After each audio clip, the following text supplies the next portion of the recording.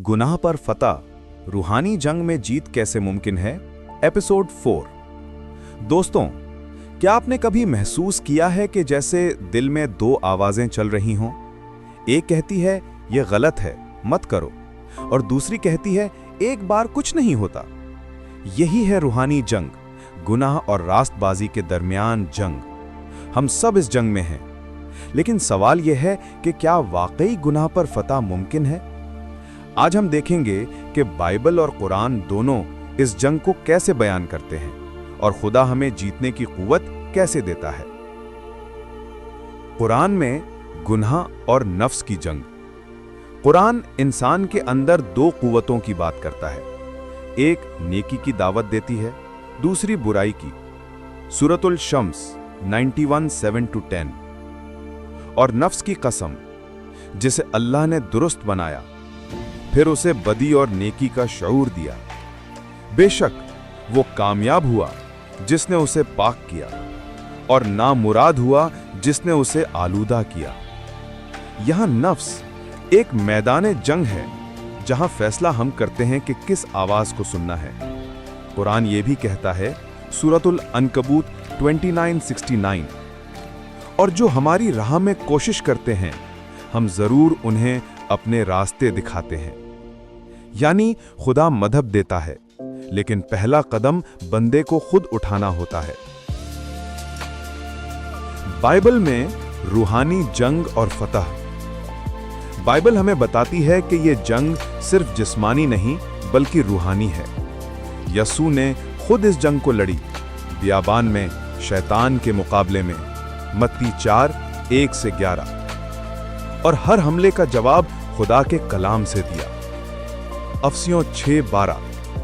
क्योंकि हमारी कुश्ती खून और गोश्त से नहीं बल्कि हुकूमतों, इख्तियारों, इस तारीकी की दुनिया के हुक्मरानों और आसमानी जगहों के शर की रूपों से है। और फिर पौलुस रसूल कहता है, रोमियो 8:37, हम इन सब बातों में उसके वसीले से जो हमसे मोहब्बत रखता है ज्यादा गालिब हैं। यसू में हमें सिर्फ बख्शिश नहीं बल्कि गुनाह पर फतह की कुव्वत मिलती है। फतह कैसे हासिल होती है? खुदा के कलाम से। यसू ने हर वसवसे के जवाब में कहा, लिखा है। यह जाहिर करता है कि फतह दिमाग में नहीं बल्कि कलाम में है। ज़बूर 119:11, मैंने तेरा कलाम अपने दिल में रख लिया है ताकि मैं तेरे खिलाफ गुनाह न करूं।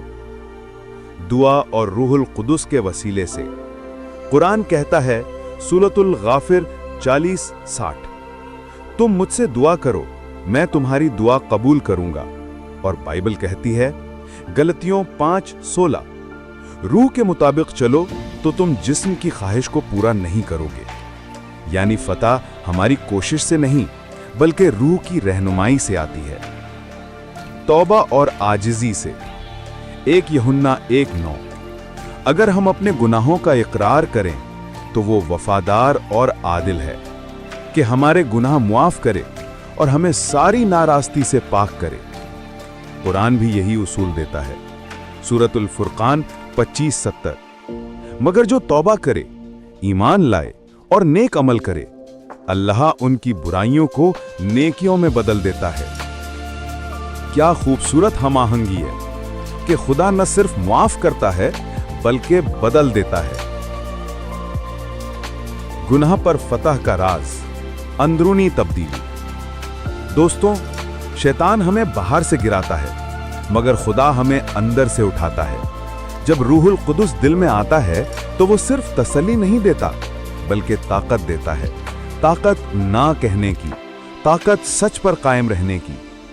दूसरी करिन्थियों 5:17, अगर कोई मसीह में है तो वो नई मखलूक है, पुरानी चीजें जाती रहीं, देखो सब नई हो गईं।